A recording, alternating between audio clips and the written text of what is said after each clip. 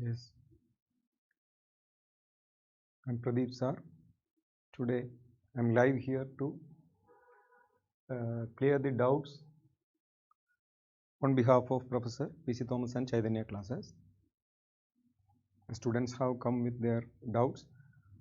You can write the doubts there. You can watch it here.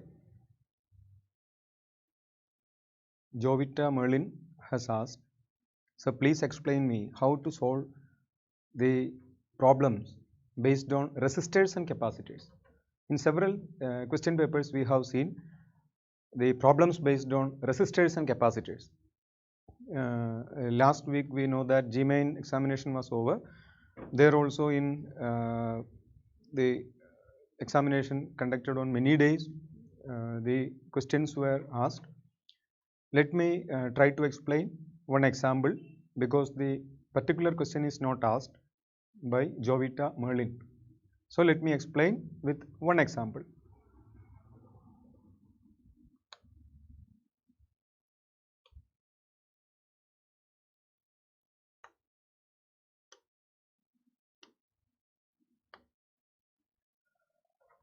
You have few resistances connected like this with capacitor. In this way, that a battery of V is equal to 5 volt is connected. The resistances may be here 2 ohm, 2 ohm, 4 ohm, all this. May we choose one more resistance on the way here so that it may become little more complex. Let this be again 2 ohm. The capacitance may be 2 microfarad. So I choose a particular example where the combinations of resistances and capacitor comes. So I use here one capacitor. Whatever number of capacitors come in particular branches, you can make use of the same concept. Here, the thing is that a capacitor is being charged by a DC source. When the capacitor is connected to the DC source, it starts to get charged as it is on that branch, particular branch. That branch would not contain any current after the capacitor is getting fully charged. So after the capacitor is getting fully charged, that branch in which capacitor is present can be excluded for the current flow.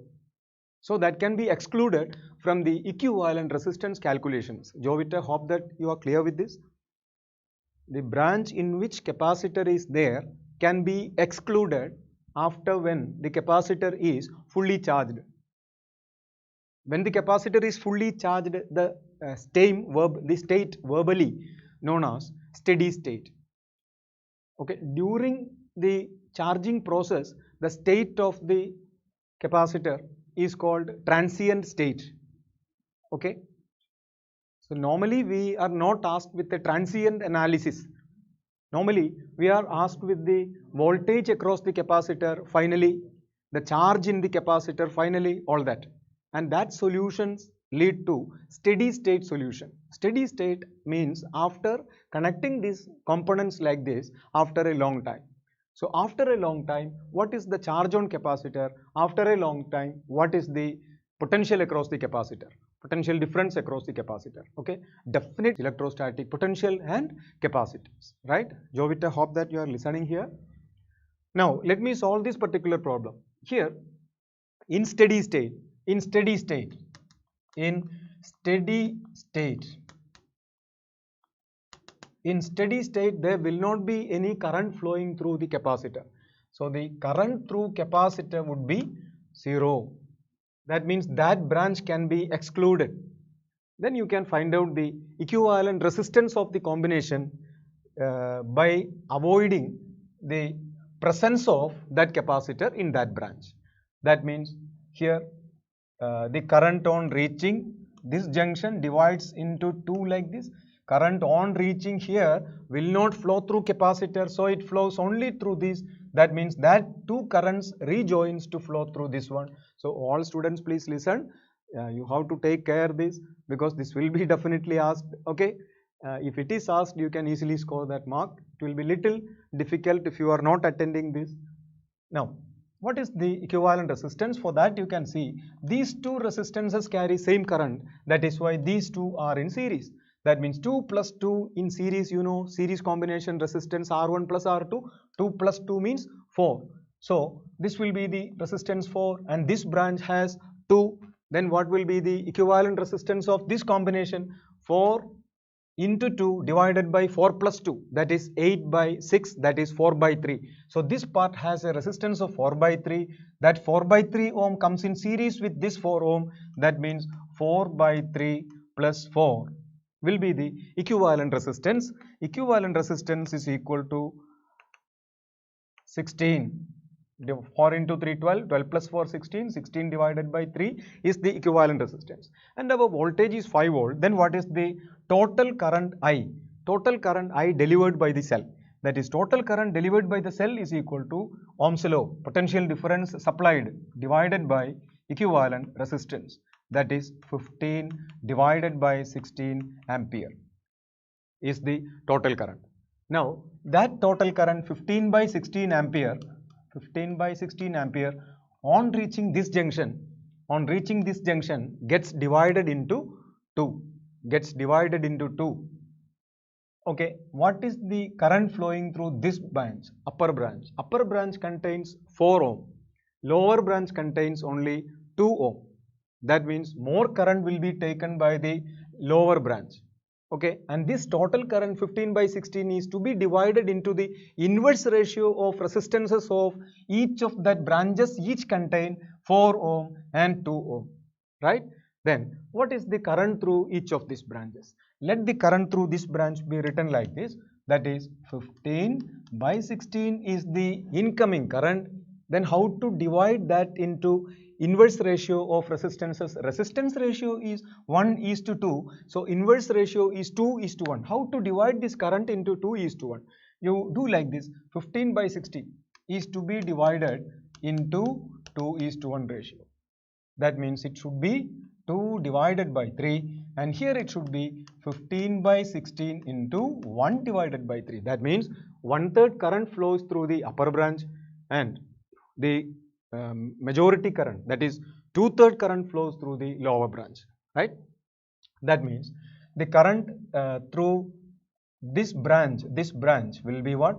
15 by 16 into 1 by 3, that is 15 divided by 48. Then what is the potential difference across this 2 ohm? Let this point be A, this point be B, and this point be C. What is the potential difference across AB? Potential difference across AB is equal to 15 divided by 48 into Ohm's law, resistance. What is the resistance? 2. That means 15 divided by 24 is the potential difference VAB. Similarly, what is the potential difference VBC? VBC, you know, the total current is I, which is 15 by 16 ampere. Okay, and the current through these two branches after recombination flows through this branch, and this also will be 15 by 16 ampere. Okay, the current delivered by the cell, okay, will be 16 multiplied by 4 ohm, because that resistance is, you can see, 4 ohm. That means you get 60 divided by 16. We got the two potential differences across these two resistors. Therefore, the voltage across the capacitor will be the sum of these two potential differences. That means 15 divided by 24 plus 60 divided by 16 is the voltage across capacitor. And this is the method, okay, as you asked it quite immediately, then the numerical values are not easy to be calculated. Even then I presented the concept clearly. You can try this with suitable values so that you may get the currents divided equally, symmetrically, so and so. And the similar problem was asked on September 2nd GMains Shift 2. You can download that question paper and you can see the similar question, but the values are slightly different. I don't remember that. That's all. Okay, and the voltage across capacitor is this. Then the charge on the capacitor can be found using charge on the capacitor QC is equal to charge Q is equal to CV. C into voltage across capacitor, and the value of C is known, 2 microfarad you can find. Jovita, hope that it is clear. Jovita, the idea is clear or not? Can you? Yes, Jovita is asking how 1 by 3 came there. 1 by 3.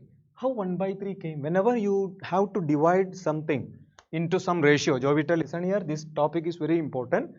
If you are dividing 3 ohm into the ratio 1:2, okay, 3 ohm is to be, a 3 ohm resistance wire is to be divided into the ratio 1:2. Then what will be that? 3 into 1 by 1 plus 2.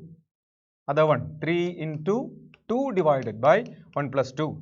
That means this will be 1 and this will be 6 divided by 3. This will be 2. This is the method. Like this you divide 27 into 4:5. How do you divide? 27 into 4 by 9 and 27 into 5 divided by 4. Like this. Okay. You have to divide that particular figure number into direct or inverse ratio. That method employed is this. Okay, if the division is in inverse ratio, the bigger one will be passed through the smaller one and vice versa. Jovita, is it clear?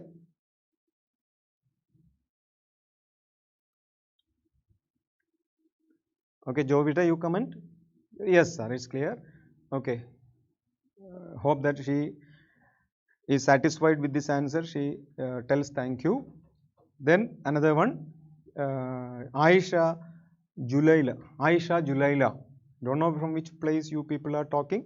Aisha Julaila is asking, I would like to know the answer for this question. 5 moles of hydrogen initially at STP are compressed adiabatically so that the temperature becomes 400 degrees Celsius. What is the increase in internal energy? The several methods can be employed as the process is adiabatic. You know, adiabatic compression results in rise of temperature so that internal energy increases. Okay, then the formula for finding the change in internal energy in any process. The formula for finding change in internal energy, delta U is equal to mu, where mu is the number of moles, Cv is the specific heat at constant volume, and delta T is the temperature difference.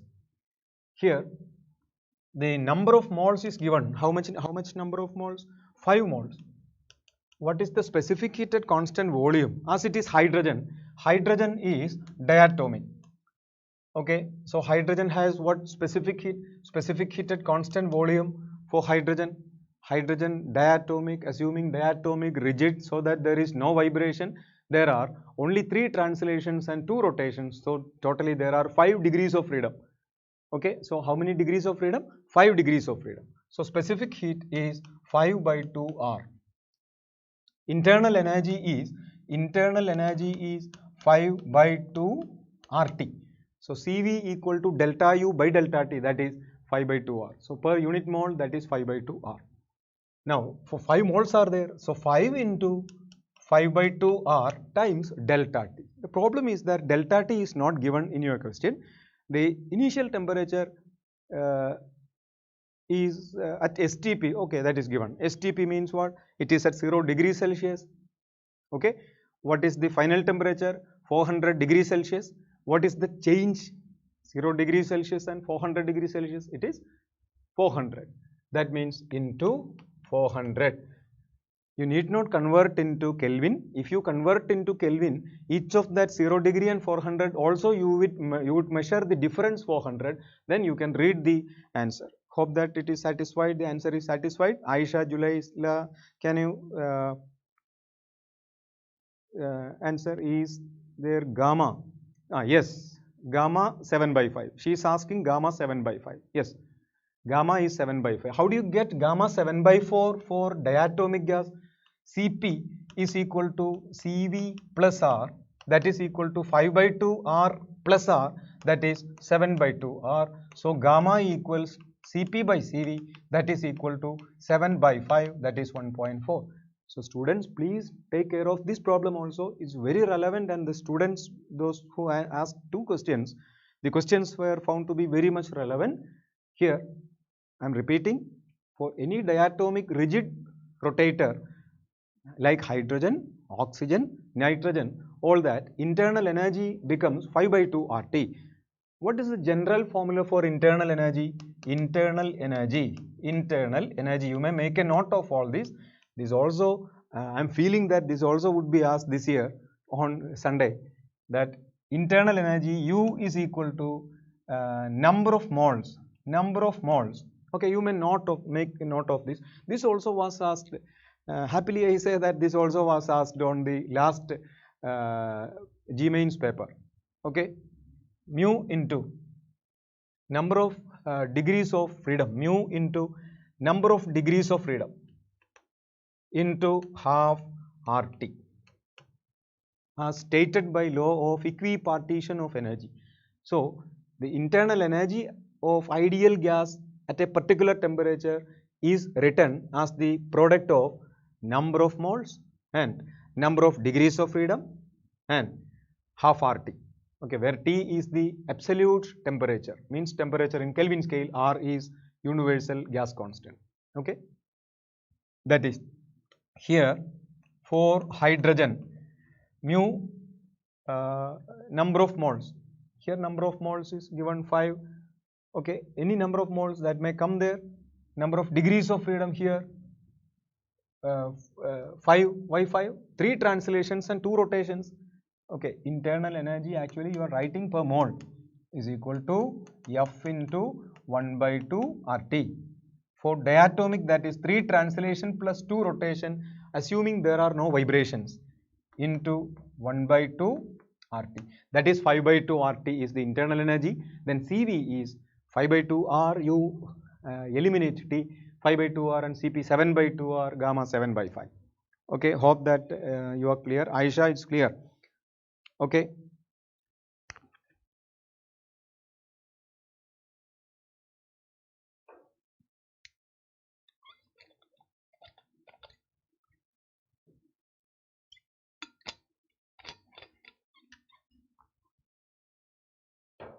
Value of R all given, you can substitute that and get it.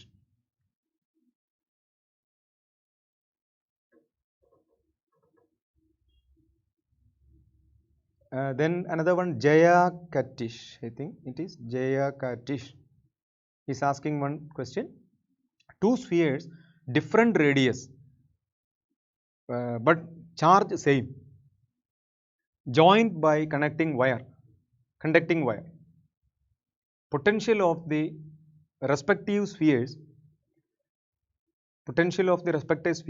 which smaller radii sphere and comparably larger radius. The question is meeting with some grammatical error that we do not follow. Anyway, I hope that you followed this. Let me tell that if it is not like that you thought, you have to respond. 2 spheres are of different radius. That means they are not identical. They contain same charge.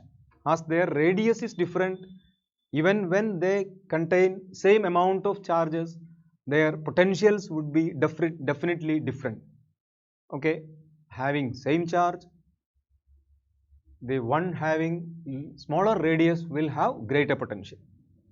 Okay, now that story is before connecting the wire. Now after connecting the wire, what happens? So the wires, conducting wire will be used for sharing of the charges. Charges will be flown from high potential to low potential. Okay, again this problem is also very important. This also can be expected this Sunday.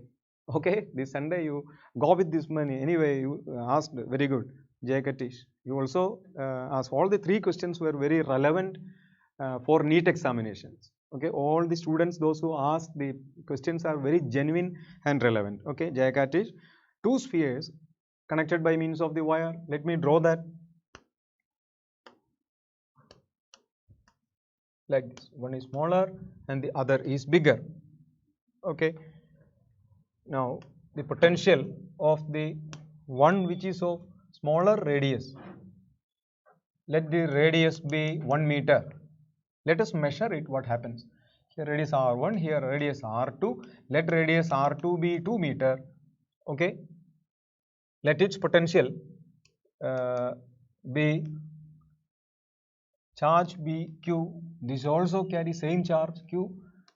Q is 1 farad. 1 farad charge is not a small charge, it's very big charge. It cannot, this charge 1 farad cannot be contained by any spheres. Okay, that you know that even earth will contain few microfarad, 700, nearly 711 microfarad capacity. Okay, 1 farad capacity is fairly large. Okay, even earth has capacity. It's capacity. I'm telling about capacity. It is 1 coulomb. 1 coulomb charge itself is very large, right? 1 coulomb means what? 1 coulomb means that is the excess or deficient number of electrons present, which is equal in number to 6.25 into 10 power 18 electrons. If any sphere contains 6.25 into 10 power 18 electrons in excess or in deficiency, you can tell that it contains plus 1 or minus 1 coulomb. Excess minus 1 coulomb, deficient plus 1 coulomb. Okay, like that. This also may be 1 coulomb. Okay, then what will be V1? V1 is equal to K Q by R1. That is V1 is equal to K is 9 into 10 power 9, Q is 1, R also is 1. So we got V1. Similarly, V2 is equal to K. K is 9 into 10 power 9 into Q, 1 divided by 2, that is 9 into 10 power 9 by 2. This is the physical situation. Now what he says that these two are connected by using a conducting wire. As the this one, first sphere is at higher potential. First sphere is at higher potential, charge will flow from the smaller one to the bigger one. Let its capacity be C1, let its capacity be C2. Okay, capacity C1 is equal to spherical capacitor 4 pi epsilon 0 R1. Capacity C2 is equal to 4 pi epsilon 0 R2, that is C proportional to R. That means C1 by C2 equals R1 by R2. So one which has smaller radius will have a greater capacity. Okay, here as both the spheres mentioned to be having same amount of charges, potential inversely proportional to radius, right? That is potential proportional to 1 by R. V1 by V2 equals R2 by R1. V1 by V2 equals R2 by R1. That means one which has smaller radius will have greater potential. One which have smaller radius has smaller capacity. Okay. Now what happens afterwards? During transient states, sharing occurs. During sharing of charges, there is of course loss of energy. Okay, there will be loss of energy during sharing of charges, and that energy will be lost and appeared in the form of heat. Okay, here after sharing, what happens? After sharing, both the spheres will gain same potential and called a common potential. How to get the common potential? V common is equal to C1 V1 plus C2 V2. That means total charge before. Total charge before. What is total charge before? Q1 plus Q2. That is C1 V1 plus C2 V2. Here total charge before means 2Q, because both are having same amount of charges, divided by C1 plus C2. Okay, and this is the equation for finding the common potential. Later on in steady state, the flow of charges stop. There the potential of each will be same. Initially both were having different potentials, but finally both will be having same potential. And after sharing, there will be some loss of energy. The loss of energy delta E is equal to, can be found. This is also from NCERT. This is very important. This also was asked in almost all the days of GMAINS. This loss of energy due to sharing. This will be definitely asked in NEET on Sunday. You practice this also. Okay. So due to sharing of charges, there will be loss of energy in the form of heat, and the lost energy will be half C1 C2 by C1 plus C2 into V1 minus V2 the whole square. As both are containing different potentials V1 and V2, the loss of energy is not zero. Then in last second, I think on 2nd September first shift, the problem was asked when the two capacitors are connected like this, having different potentials. Initially they were charged to different potentials, and after sharing, what is the loss of the heat energy, or what is the change in energy associated with the sharing of charges? That was asked. Okay, and this is the main idea there. Hope that you are satisfied with this answer.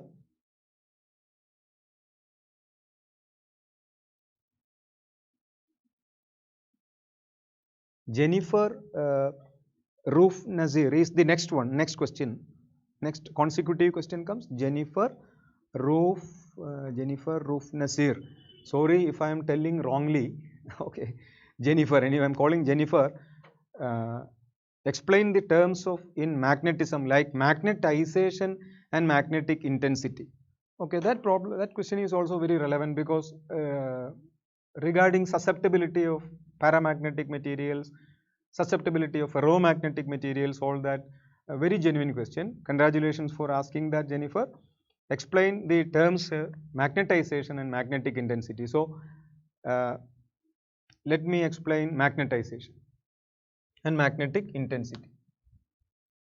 Magnetization, you may take a pen and note it. Magnetization is a vector. Usually we represent capital letter M, and NCERT they use the same letter. Magnetization is defined as the total magnetic dipole moment. The total magnetic dipole moment means the vector sum of magnetic dipole moments of each atomic magnets of that substance. We know that every ferromagnetic substance, every paramagnetic substance, each of that atoms have got permanent dipole moment.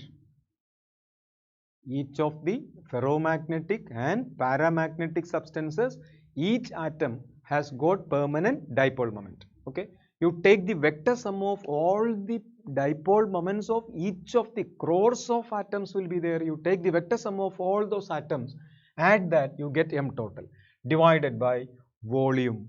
So total magnetic dipole moment divided by volume is the magnetization. Okay, what is the unit of magnetization? Unit of magnetic dipole moment is the product of current and area. Magnetic dipole moment is the product of current and area. Current into area divided by meter cube, that is ampere meter square divided by meter cube. That means ampere meter inverse is a vector. Magnetization is a vector. What will be the direction of vector magnetization? It will be in the total magnetic dipole moments. What is the resultant magnetic dipole moment? Direction, same will be the direction of magnetization. Students, this also is very relevant. You study, better you study topic wise. Now also days and hours are left. Few more hours, few more seconds are left, right?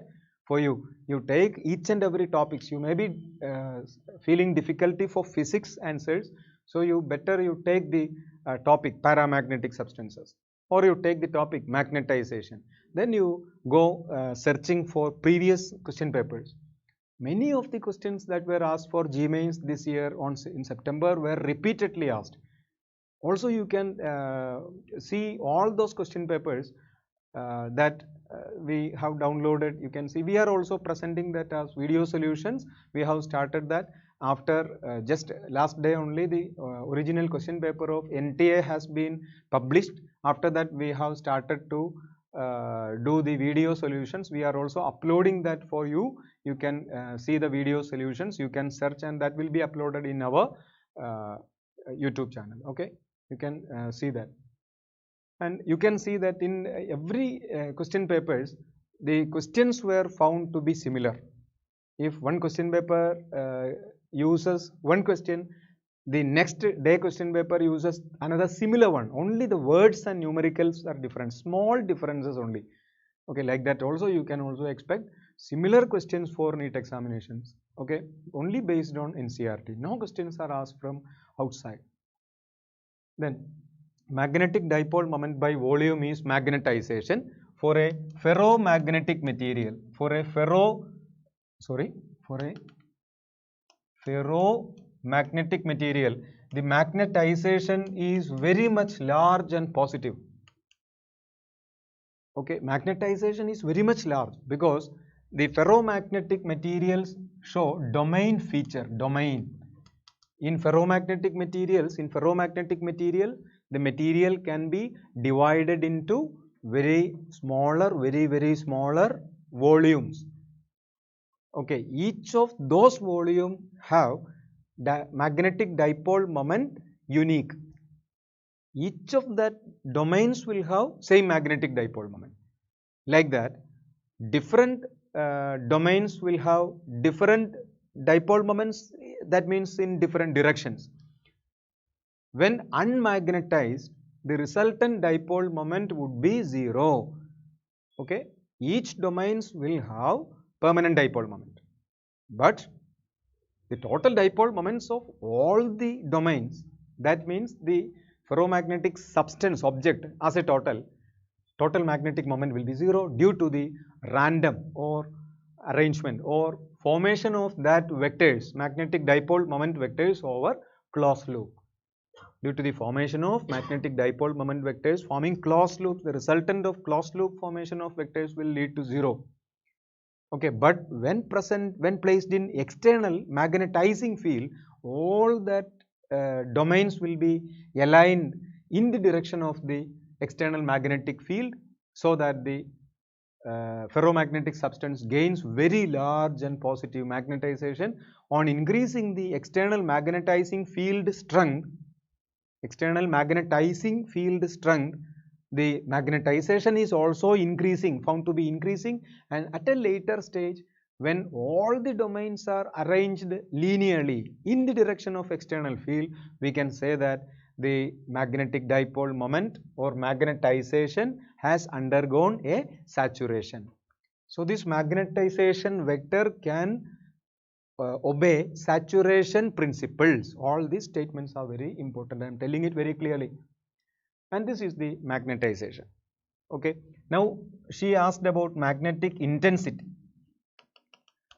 Magnetic intensity or intensity of magnetizing field, that just now I told H, and H is equal to, H is the magnetic intensity or which can be used for magnetizing some unmagnetized substances by placing that unmagnetized substance in this field. Okay, a device, a very popular device which can be used for producing this magnetic intensity is a solenoid.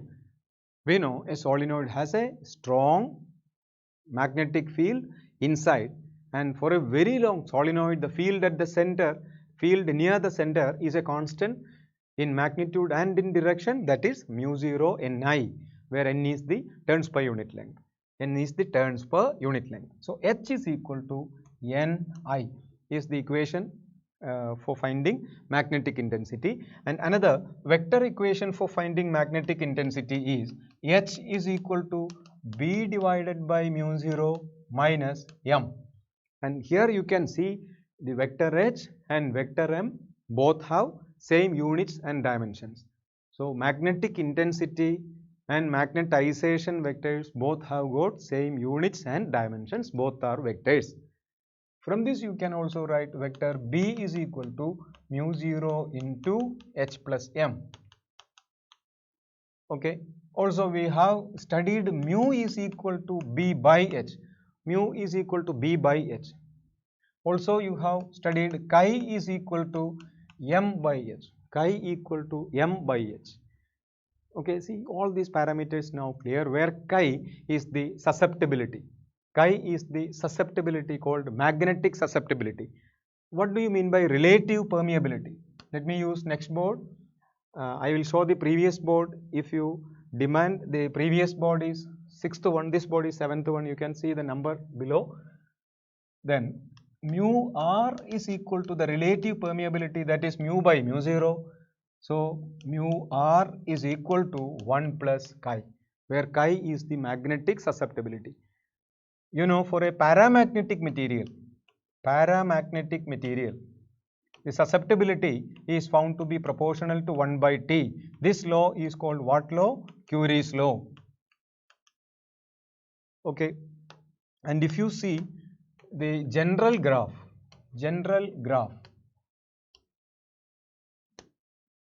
where susceptibility on vertical axis and temperature on horizontal axis, the general shape of the graph is looking like this.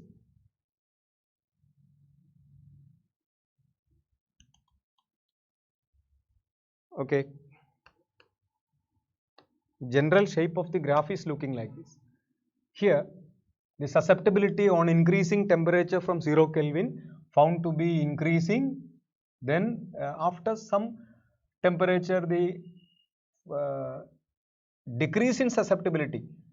As the temperature increases, susceptibility decreases, and the decrease will be so rapid. After on, the decrease will be in a slow rate. Finally, the susceptibility goes almost parallel and very close to the temperature axis and becomes a constant. So here you can divide this into 3 regions, where here in this region the material will be in ferromagnetic state, and on increasing the temperature above the transition temperature Tc, called critical temperature Tc. Critical temperature is that temperature, Curie temperature is that temperature above which a ferromagnetic material behaves as a paramagnetic material, and that is different for different substances. The one table is mentioned in NCERT text. You please see that table. There different values of Tc's of some substances are mentioned. That may be also asked. You please by heart that sometimes that may be asked. Okay, and here T is greater than Tc. Here T is less than Tc. T less than Tc ferro, T greater than Tc, it will be paramagnetic. And here chi is found to be proportional to 1 by T. That means the graph is a rectangular hyperbola. Rectangular hyperbola. Because in one of the previous examinations, it was asked, what is the susceptibility temperature graph, or what is the magnetic moment temperature graph? Magnetic moment temperature graph of a magnet. A magnet is a ferromagnetic one. Then that answer would be this one, not this one. But this one also was there in the options. But this part only was mentioned in NCERT textbook. In NCERT textbook, this rectangular hyperbola only is mentioned, because there they are telling that it is Curie's law. Curie's law is applied for only paramagnetic substances. That susceptibility proportional to 1 by T.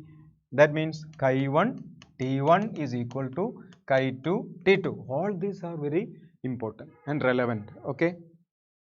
Hope that the explanation is satisfied by you, Jennifer. Hope that you are happy. Jennifer, you please comment.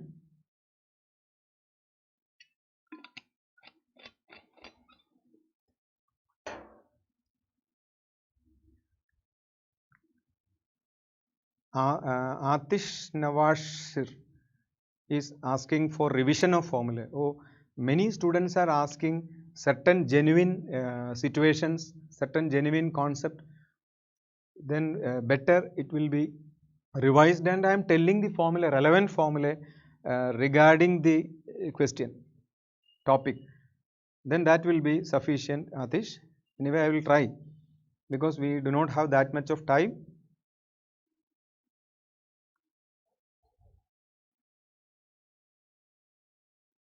Lakshmi Priya is asking another relevant one question based on chapter thermodynamics. In thermodynamics, we know there are several PV graphs. Then how to find out internal energy, heat and work in graphs. So let me explain one situation. Let there be a graph like this, and the graph may be PV graph. Okay. and the graph is mentioned to be like this.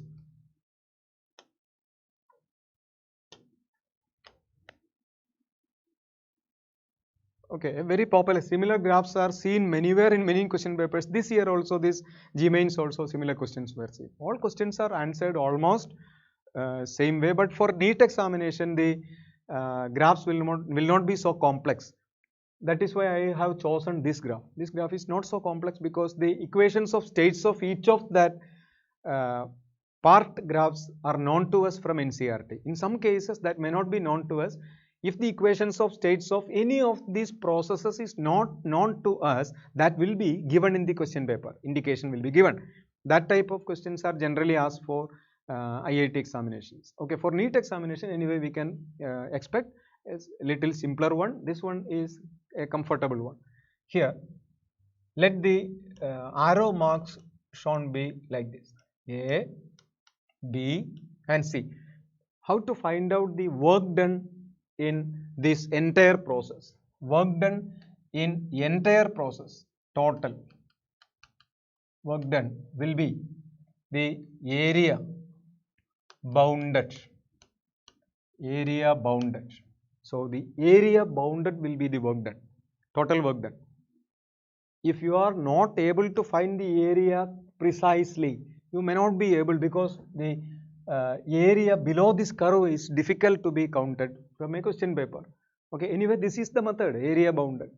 Okay, another method also is there by finding the each of the processes work done mathematically, that we know. And this process is given to be adiabatic. Okay, otherwise that equation of state would be given to that. It obeys PV raised to gamma equal to a constant, like that. PV raised to 1.67 is a constant, or PV raised to 1.4 is a constant.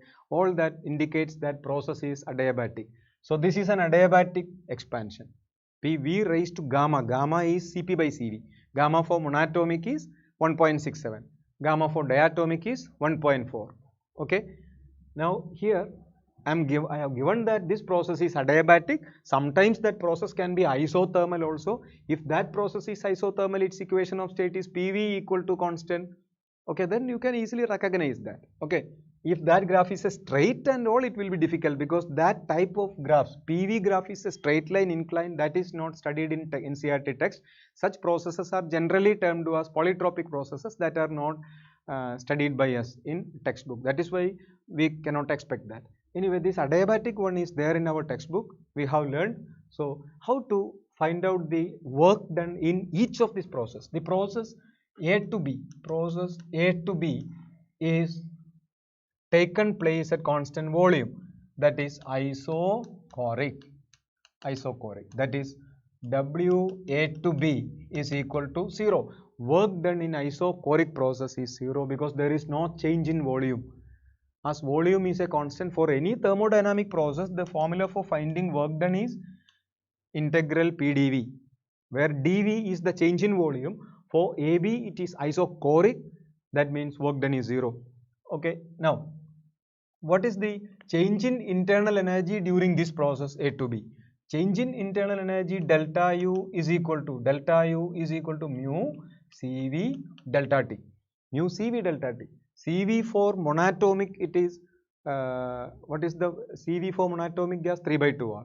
Cv for diatomic gas 5 by 2R. All that will be known to us, and mu will be given in the problem. Delta T is the change in temperature between these two. How to find out? That will be given, either delta T given or initial temperature given, pressure given. Okay, all this thing is that here the volume is V1, here the pressure is P1, here the pressure is P2. Okay, then at constant volume the pressure increases from P1 to P2. What is the equation of state of this process, isochoric process? Volume is a constant, that means P directly proportional to T. That means Gay-Lussac's law, that is T2 by T1 is equal to P2 by P1. These equations may be helping you to get the temperatures at first one and second one. Any one of the temperatures will be given. Anyway, as earlier somebody asked about one question that it started from 0 degrees Celsius. Okay, like that it will be given. Anyway, data can be inferred like that. It will be given from data, the result can be inferred. Now, what about the heat transfer? Delta Q is equal to mu Cp delta T. Delta U equal to mu Cv delta T.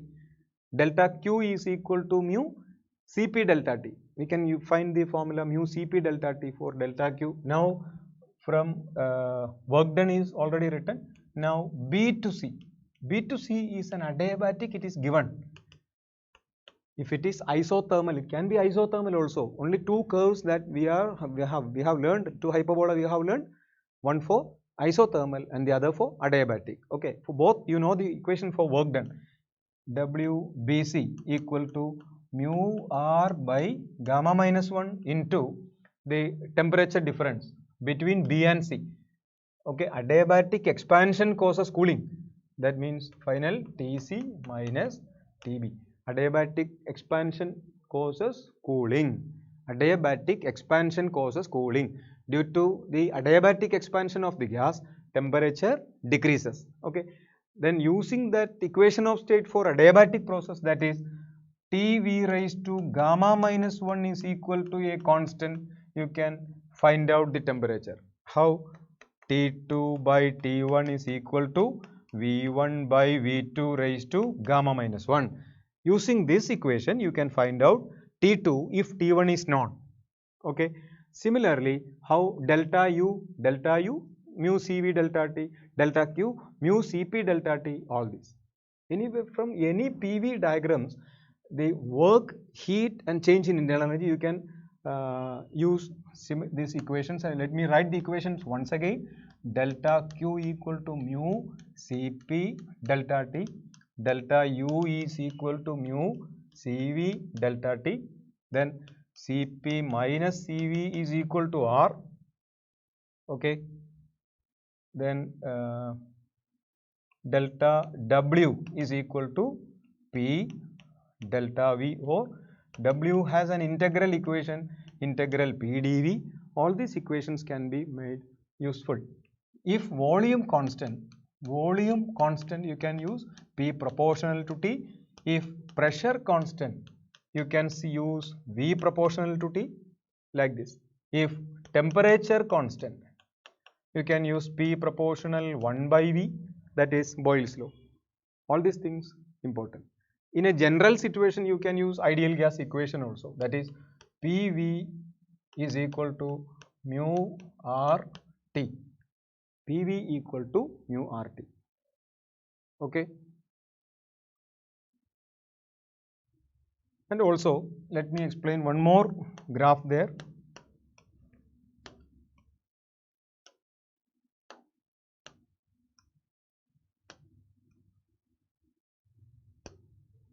This thing also is important.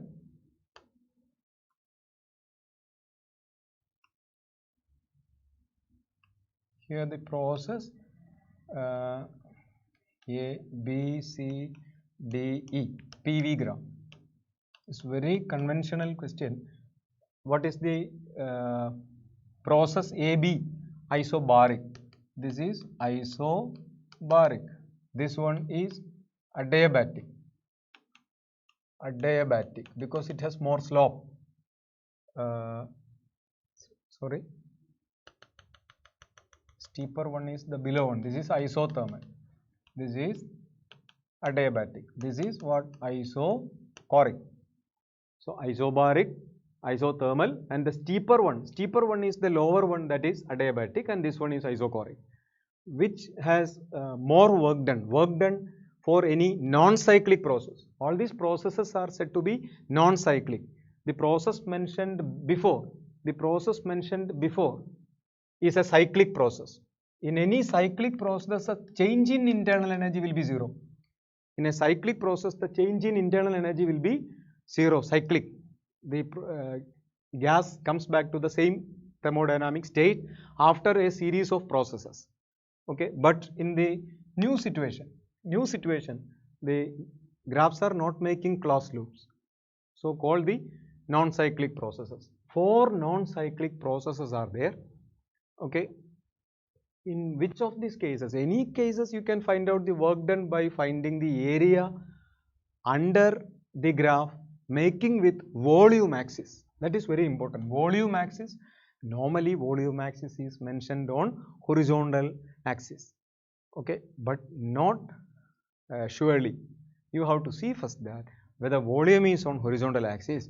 If volume is on horizontal axis, you find the area under that graph. Okay, area under which graph is greater? Area under this graph is greater. Area under this graph is slightly lesser. This graph again less. So which case work done is more? Work done is more for isobaric. Then work done is more for isothermal. Then work done is more for adiabatic. Work done for isochoric is 0. And this is an expansion. Expansion. The same graph can be shown as compression also. Compression. All these things are shown based on the argument that the change in volume will be same for everything. V1 and V2 will be same for all. That means the change in volume is same in each of these processes. Okay, the gas has taken from one volume V1 to other volume V2 through 4 different processes, in which case work done is more, like that. Okay, otherwise you can use this integral PdV. Integral PdV. dV is same. Then which has more P? Which has more P? Isobaric. That is why that has more work. Here pressure is less than isothermal. Then like that you can find out the work done order. Another case, if you begin from here like this, the graph may be shown like this.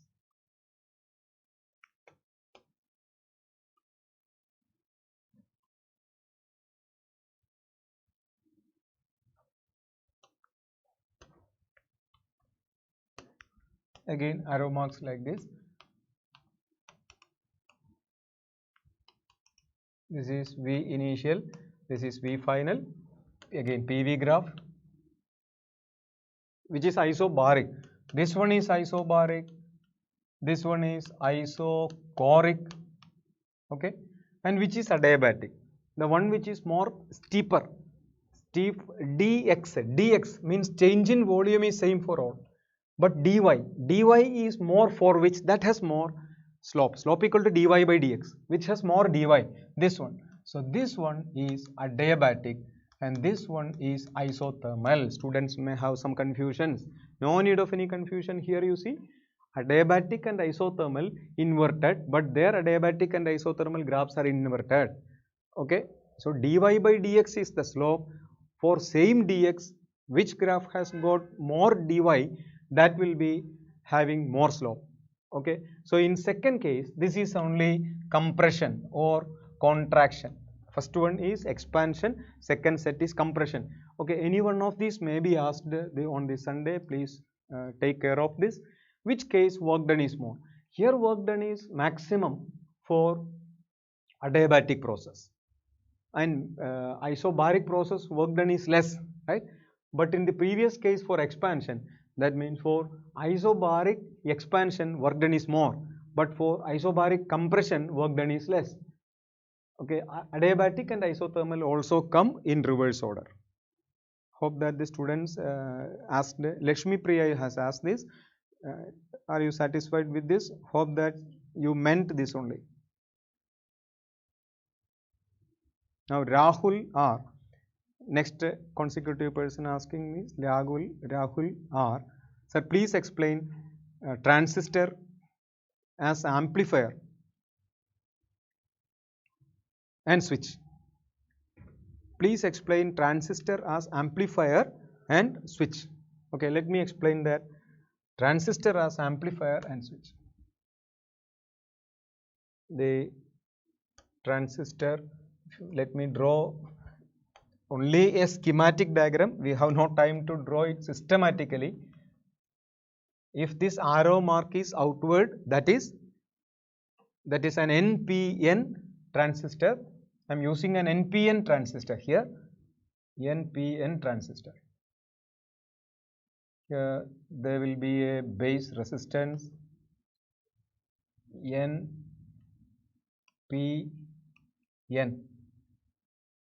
So P is positive type, this is the base, this is the emitter, and this is the collector. Base emitter junction forward biased. For transistor as an amplifier, base emitter junction, base emitter, emitter base junction forward biased, and collector base junction reverse biased. Emitter base junction forward biased, then collector base junction reverse biased is the faithful amplification of a transistor. This condition is very important. For that only we draw the diagram at first. This is the base resistor. Here it is P type. So emitter base junction should be forward biased. So positive must be there. And this is called VBB. And here is a collector resistance RC. We have to get the collector base junction reverse bias. Collector is of N type, so for reverse biasing that should be negative.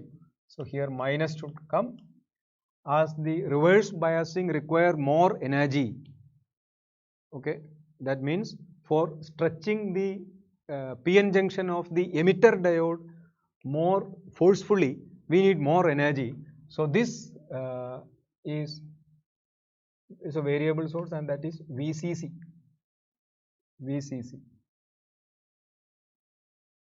Okay. Now, what are the voltages in the input? Input voltages VBB is equal to VBE plus IBRB is the very important equation that is to be by hearted by every students. VBB equal to VBE plus IBRB. VBE is normally 0.6 volt for silicon and 0.2 or 0.3 volt for germanium. Okay, 0.2 or 0.3, that data will be given. Okay, that depends. So VBE is 0.6, sometimes 0.7 for silicon transistor, and 0.2 or 0.3, sometimes 0.3 for germanium transistor. Okay, VBB is the supply, IB is the base current, RB is the base resistance. Here the direction of current IE is downward. Here what will be the direction? Base to emitter. Then IE equal to IB plus IC, so IB should be inward, IC also should be inward. Emitter current is the largest current. Another equation used is IE equal to IB plus IC. This is also very important. Okay. Now these are the arrow marks mentioned. Now you go through the output closed loop. There you apply Kirchhoff's voltage rule. Here we have applied KVL and got this equation in the output. We say like this: VCE equal to VCC minus IC RC. Also another one more equation. The total voltage in any transistor, like this, when marked, the portion will be collector, the portion will be emitter, and this will be base, and these are the three leads for the transistor. Here this voltage is the base emitter voltage, here this voltage is the collector base voltage, here this voltage is the collector emitter voltage. So there are three voltages because there are three terminals for this tripolar transistor. Now the total voltage is VCE. VCE is the biggest voltage among the three, and that is equal to dropped across base emitter and also collector base. Okay, that means this VBE is naturally not, VBE is the knee voltage of the emitter diode. Two diodes are there. One is called the emitter diode and the other is called the collector diode. Emitter diode and collector diode. Two junctions are there, two PN junctions. Okay, the emitter diode is having a junction, base emitter junction, that is forward biased. collector base junction, reverse bias. That means collector diode should be reverse bias. Two diodes, one forward and other reverse, then only amplification. Okay, basic function of a transistor is to amplify. Okay, now this is the another equation. Then this will be practically a constant. Then when VCB is increased, or then VCE also increased, and vice versa. And these equations are very important, based on which let me explain. When the supply voltage, input voltage in this side is less than VBE, that means if VBB is less than VBE, that means IB will be 0. When IB is 0, transistor is in cut-off state. IB equal to 0 when VBB is less than VBB means I write VI. Let this be VI. And this will be written VI. This is written VI and this is written V output. Okay, then IB equal to 0, VI less than VB. That means the transistor is off.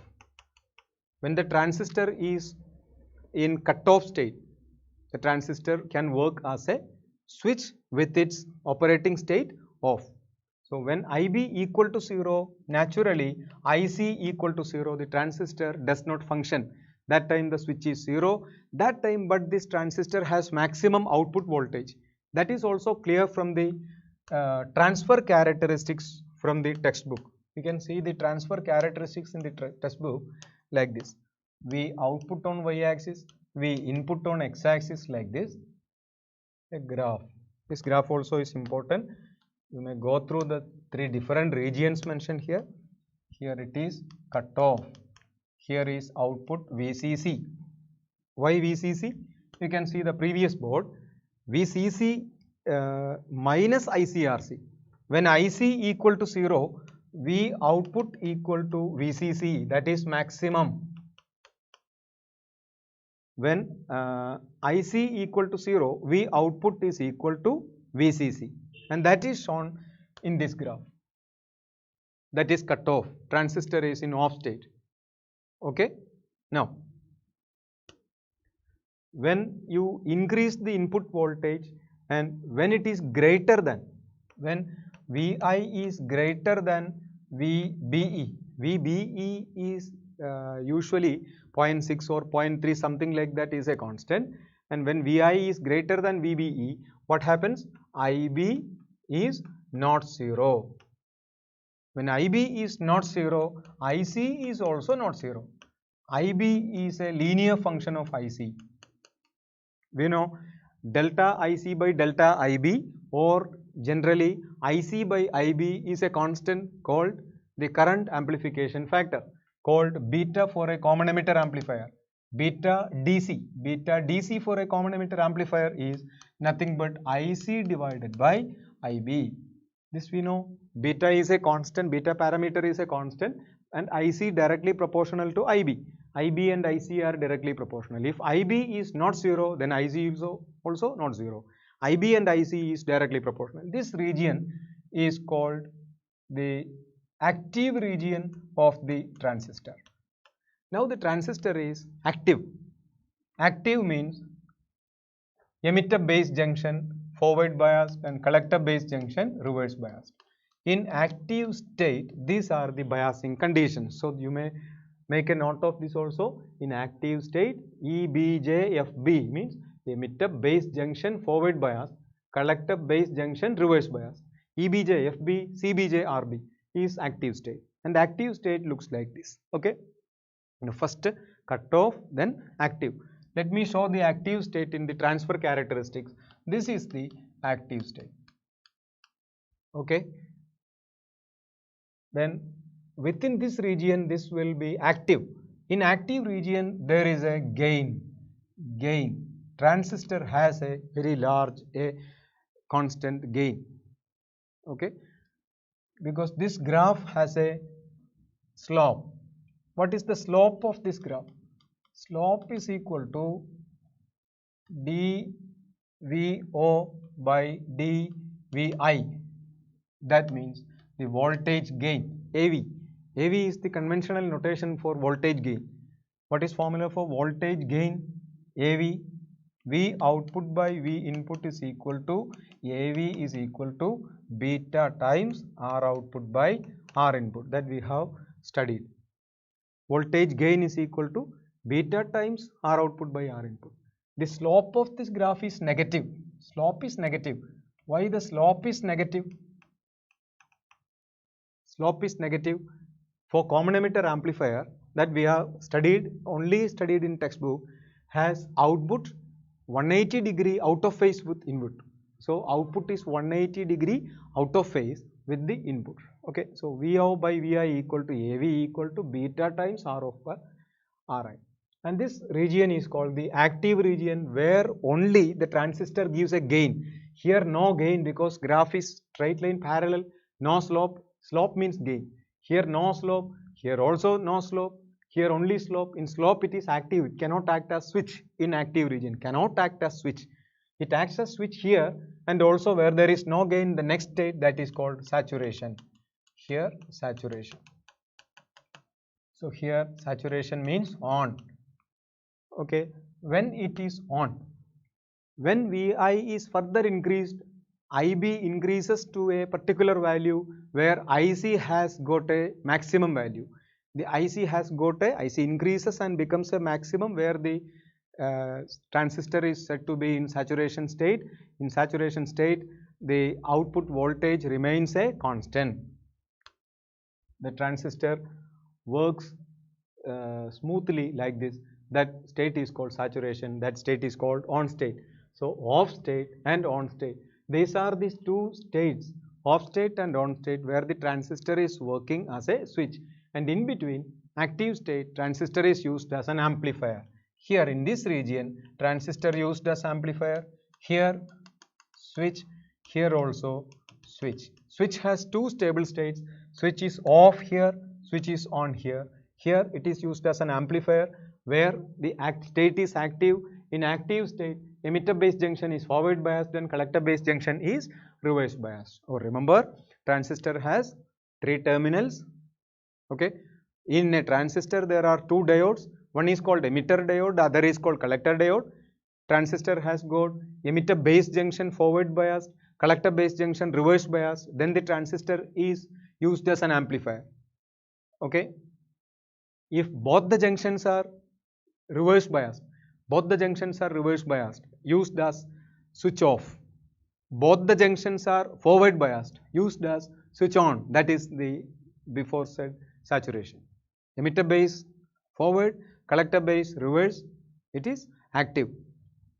So I have used the 3 operational states. One more operational state is there, emitter base junction reverse biased and collector base junction forward biased, but that is very rarely asked and that is not in our syllabus, nowhere mentioned in our textbook, so you leave it, need not ask. Okay, and also you may by heart all these equations. These 2 equations are very, very important, and also the relationship between the current gains of common emitter mode and common base mode, that also is useful.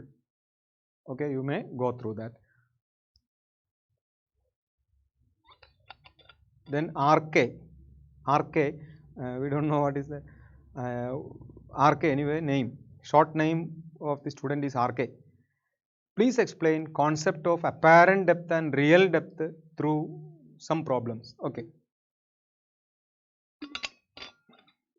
concept of real depth and apparent depth, that is from optics.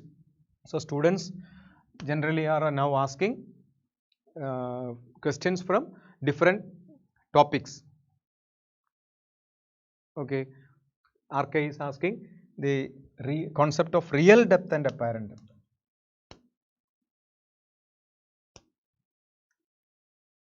We have water here, an object, a real object is placed here, object O. Okay, draw the normal. Let this depth be 10 meter depth. An observer looking from the top sees light is coming from this in all the directions like this. The ray of light coming from this object, coin, maybe a coin, like this. You draw the normal at the point of incidence. Now light is traveling from denser water, denser to rarer, bends away from the normal. So it bends away from the normal, like this.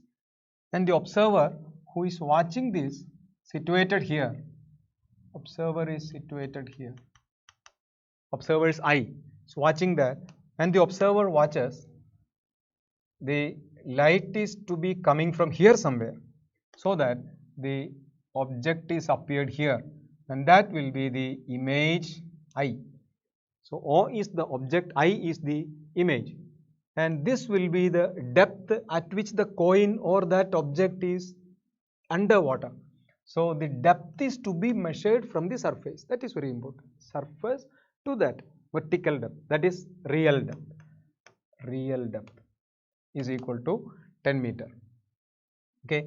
Now this is the ray diagram. Arrow marks are shown, and this is the position of the image.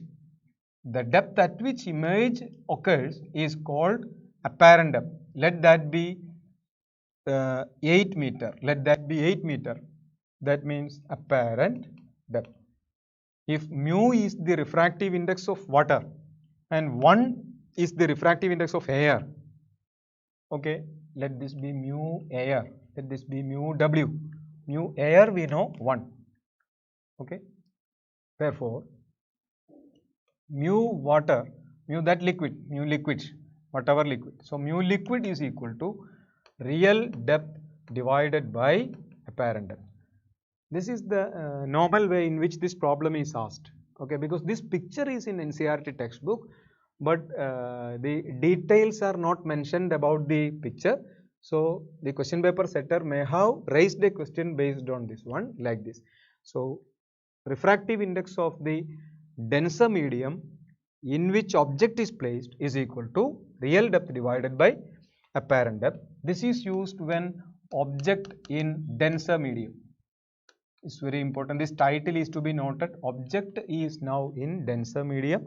Then refractive index of the denser medium is equal to real depth divided by apparent depth. What is real depth? 10. Apparent depth 8. That is 5 divided by 4.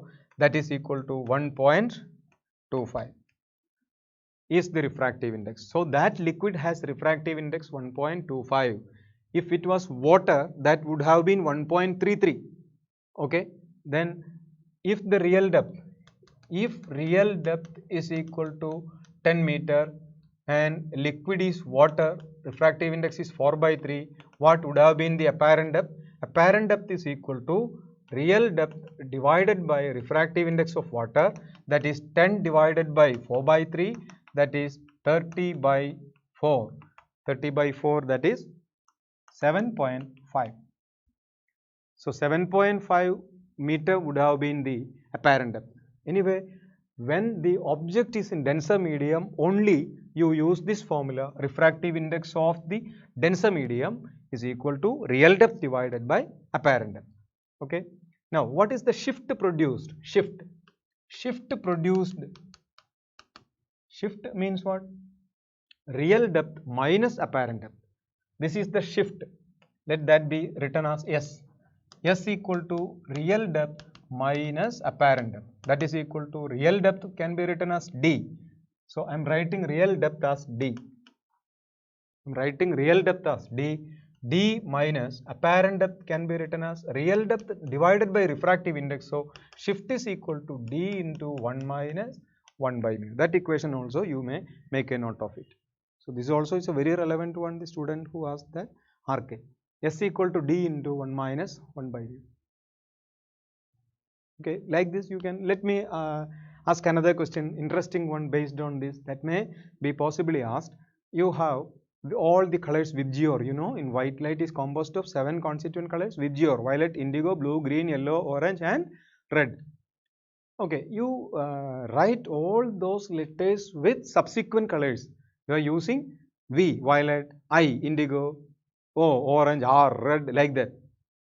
Okay, the corresponding colors you are using for each of that letters and writing the same on a chart sheet, okay, bold faces, and you place a glass slab, a thick glass slab over it, a huge thick glass slab, a wider thick glass slab over it, and watch the letters colors through the glass slab from near this vertical. Okay, these equations are only valid when the person is watching from near vertical. Okay, that only will be asked to us. Otherwise, only approximations are there. Okay, this only will be asked to us. Now, you are watching then. By removing the glass slab, you can see all the VIBGYOR colors in same level. But through the glass slab, you will see all that letters V, I up to R in to different heights. Okay, which of those colors will be close to you? You can answer based on this equation. Which of these colors, violet, indigo up to red, will be close to your eyes? And you will see all those colors in 7 steps: violet, indigo, blue, green, like that. Then which color is close to your eyes, whether violet or red? Either violet or red. Anyway, you will confuse between these two if you do not know this. Okay, technically you can find. Otherwise, you can easily tell which is the most deviated color, like that. The one which has least wavelength is most deviated. The one which has least wavelength is most deviated. That sentence is sufficient to answer that. But technically, mathematically, you can get into the answer using this. Refractive index of which color is greater for glass? We know refractive index and the relationships between refractive index and shift produced. All that we have learned. Deviation, wavelength and refractive index. So based on that, you can easily come on to the answer. The one which has more refractive index for glass is violet. Okay, so refractive index of violet light is greater than that of red. Then violet refractive index is greater, the denominator is greater, so the quotient is lesser, so the shift will be more. So more shifted color will be violet. So the color which is more shifted and appear closer to you will be violet. The color which is least raised, least shifted is red. The color which is least shifted is red. The color which is most shifted is violet. So close to your eyes, the color seen will be violet. The letter violet will be shifted more. Letter red will be shifted least. Okay, like that you can easily get into answer using this. All this true only when the object is placed in denser medium. Then what happens if object is placed in rarer medium? Object in rarer medium. Object is placed in rarer medium, then refractive index of the denser medium is equal to apparent depth divided by real depth. That is the difference. Okay. Therefore, shift S is equal to apparent depth minus real depth. Apparent depth can be written as real depth times refractive index. So the shift will find a new equation here, that is d into mu minus 1. Okay, this also you may note, object is in rarer medium and observer is in the denser medium. Okay, like how a fish in water watches kingfisher, which is coming closer to catch itself. A fish watching kingfisher. Fish is in water, kingfisher is in air. So observer is in denser medium, object is in rarer medium. In such situations, you can use this equation. Okay, hope that the RK is satisfied with the answer. Okay, telling thank you, then it is okay. Then we go to the next one. Arivalan Ramalingam is asking. Okay, maybe from Tamil Nadu. Anyway, we are so happy that to answer to you. Anyway, you came live to see us and study from us. Okay, he is asking the radius of helical path. Okay, Arivalan, that is also very relevant. I am remembering that this question was asked on 2nd September GMains shift 1 and also shift 2 for finding the pitch of the helical path followed by a charged particle entering the uniform magnetic field at an angle theta. Let me explain that concept. We have uniform magnetic field. Uniform magnetic field means what? Uniform magnetic field has got strength of the magnetic field constant in magnitude and direction also same, represented by parallel, equidistant, unidirectional field lines. Now the charge is entering. A charge is entering along this line. A charge is entering along this line.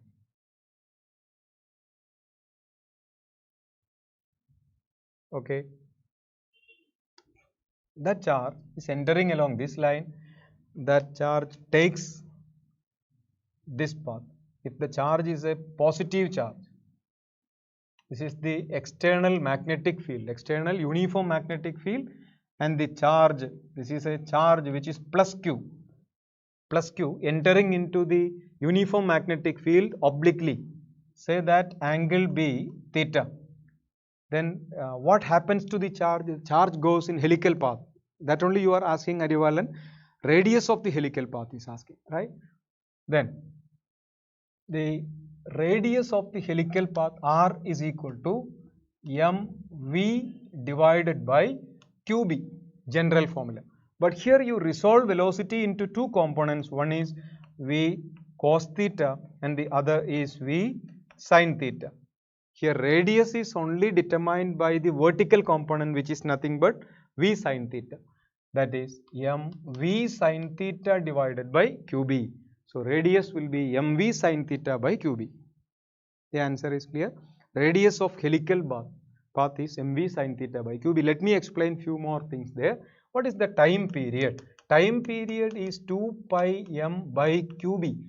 As time period does, okay, students, please make a note of it. This also may be possibly asked on this Sunday. Time period does not depend on the velocity.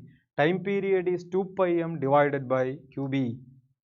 2 pi m by qb. That means time period does not depend on velocity. Also time period does not depend on radius. So time period of a charge rotating in a magnetic field generally independent of two important parameters, which are velocity and radius. You may make a note of it. This may be asked. Okay, 2 pi m divided by qb is the time period. Now, what is the pitch of the helix? Pitch of the helical path. Pitch means the distance traveled by the charge when it makes one full rotation within the magnetic field. Whenever a charge is entering perpendicular or oblique to magnetic field, the charge will have circular motion. Charge will have circular motion also. If it is entering perpendicular only, the charge will only circulate. Okay, there will be only rotation, no translation. But if it is entering obliquely like this, it will have both rotation and translation. In such cases, for one rotation, the charge describes a translatory motion along the axis of the magnetic field. That distance traveled by the charge for one rotation is called the pitch of the helix. Pitch of the helix is equal to velocity component along the magnetic field, velocity component along the magnetic field multiplied by time for one rotation. That is, pitch is equal to 2 pi m v cos theta divided by qb. This is the formula for the pitch of the helix. Okay, students, it is very important to note the equation for pitch of the helical path followed by a charged particle in uniform magnetic field when it enters at an angle, at an acute angle with the axis of the magnetic field, and that the formula is 2 pi m v cos theta by qb. Okay, and the length, if you are asked to find out the length of this magnetic field, you can find the length of the magnetic field as the product of the pitch and number of rotations. Suppose there are 10 number of rotations seen, you multiply pitch into 10 to give the length of the magnetic field, like that. Okay. So pitch of the helix is equal to 2 pi mv cos theta divided by qb. So pitch of the helical path is equal to 2 pi mv cos theta divided by qb.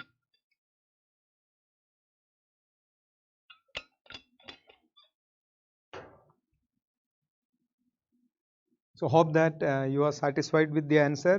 Can you comment? Harivalan, can you comment? You are asking from which place? You are from Tamil Nadu, right?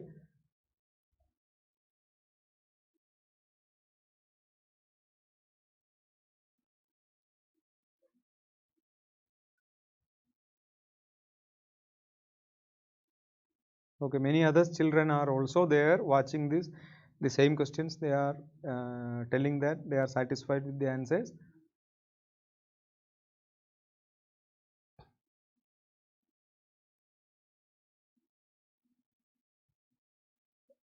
Now Reshma Manoharan is the next one. Can you please explain wave optics problems, interference and double slit problems? Okay, so let me explain few situations where the interference in double slit experiment. So Young's double slit experiment based on problems based on YDSE, Young's double slit is an example of coherent source. In Young's double slit experiment, we know there are two coherent sources S1 and S2 which are divided from a single source. Okay, no two independent sources can be coherent. Two independent sources can never be coherent, they are incoherent. But two virtual sources divided from a single source only can be coherent. And here, this is the screen. The distance between slit and screen is capital D, and this distance between S1 and S2 is small d. Let this point be P.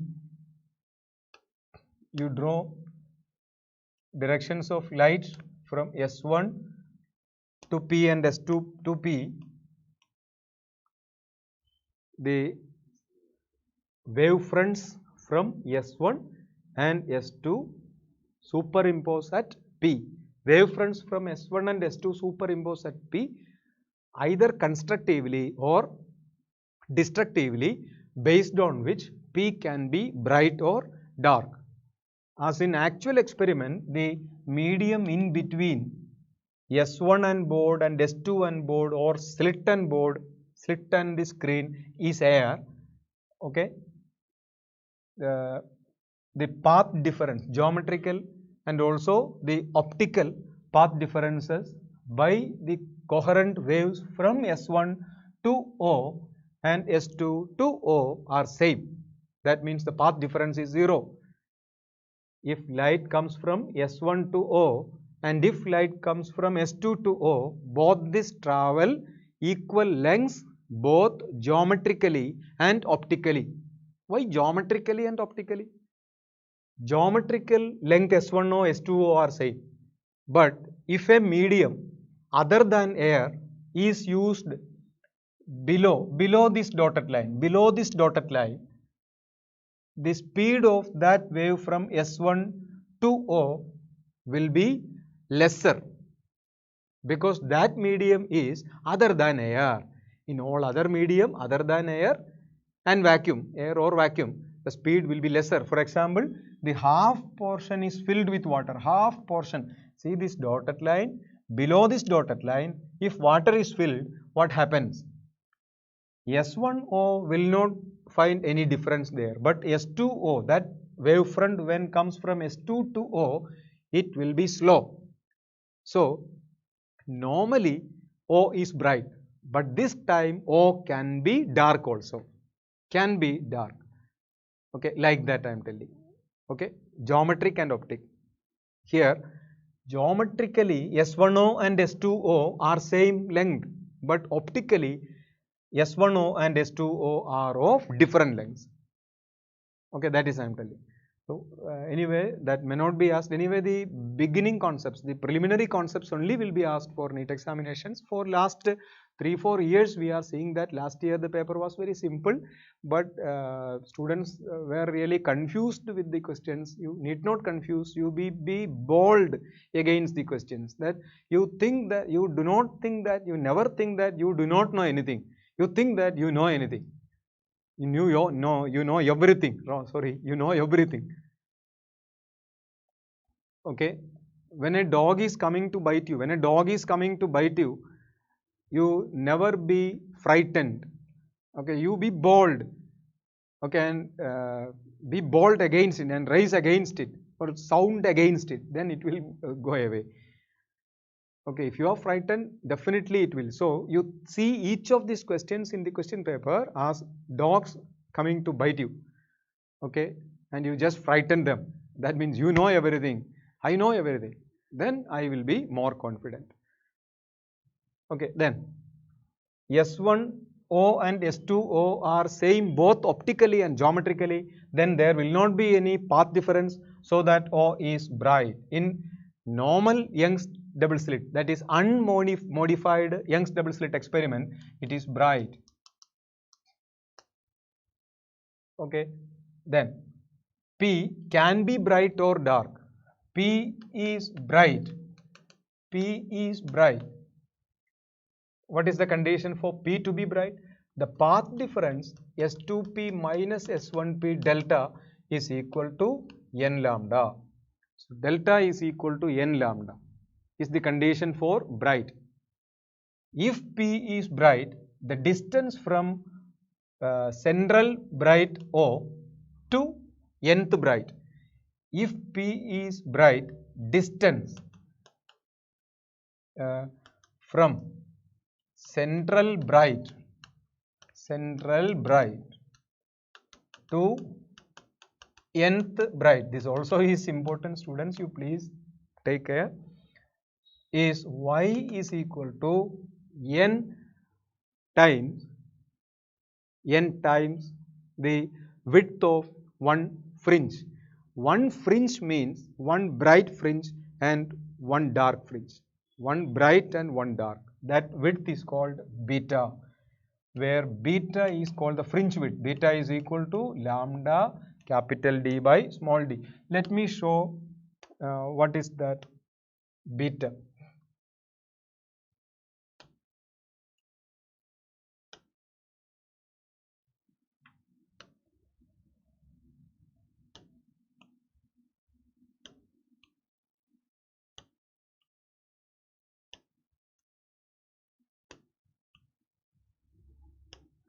Okay.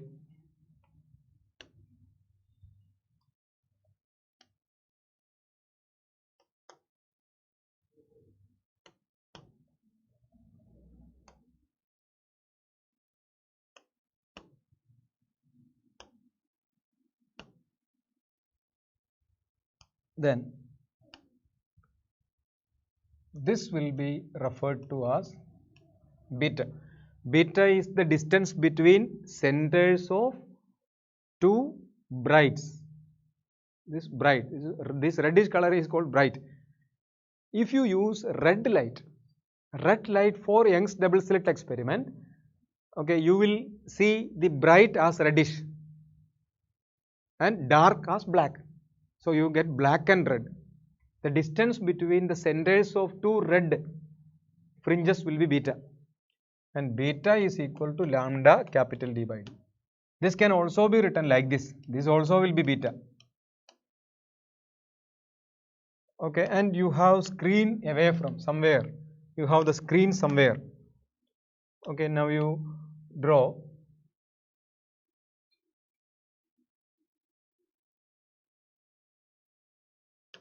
two lines like this. Okay, then this will be the angle theta subtended by the beta on the screen. This is the screen. then theta, or sometimes called beta theta, is equal to beta theta is equal to angle is equal to arc divided by radius. This distance is capital D. So beta theta is equal to beta by D. Beta is lambda d by d, so it is lambda by small d cancels, capital D cancels. So beta lambda capital D by d, beta theta lambda by small d. So lambda by small d is an angle expressed in radian. Beta is not an angle, it is expressed in meter.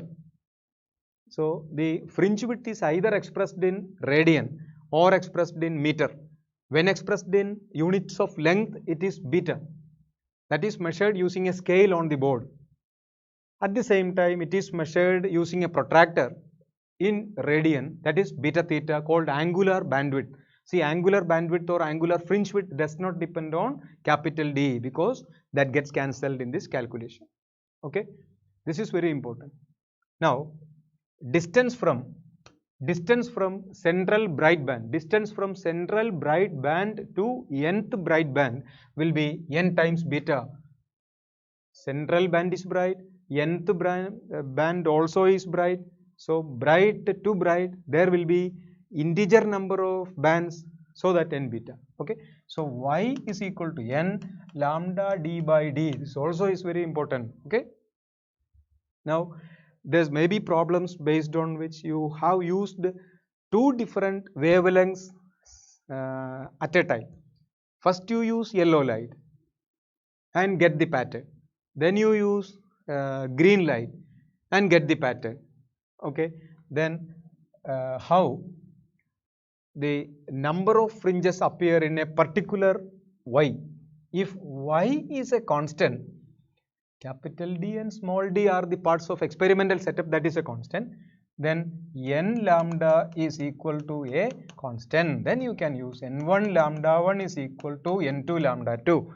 That means in this question paper, in some certain region of the board or the screen, there may be say 1 meter distance. In 1 meter distance, when you use 500 nanometer, you got 10 fringes. In the same 1 meter distance, when you use 700 nanometer, how many fringes are seen? Similar questions may be expected. Okay, so the student who asked about this is a very brilliant one, and a brilliant doubt. This one is very important, n1 lambda 1 equal to n2 lambda 2. So this problem is also important. Another physical situation where it comes is, maybe asked, is the relation between path difference. What is the path difference? Path difference, if the distance is y, if that distance mentioned is y, distance from central bright to nth bright is y.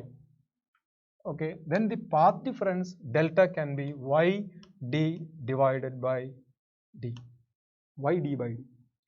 So delta is equal to y d by d. Okay, this question, I remember this question was asked for this GMAIN this year on September 2nd or 3rd. Delta, path difference delta is equal to y d by d. Okay, delta is the path difference, which is S2p minus S1p. Y is the distance from central bright to the nth bright.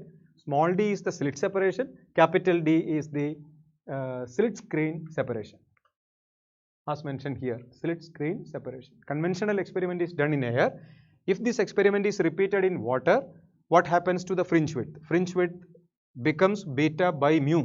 Fringe width decreases by a factor of 1 by mu. All that things are very important. We have no time to explain more.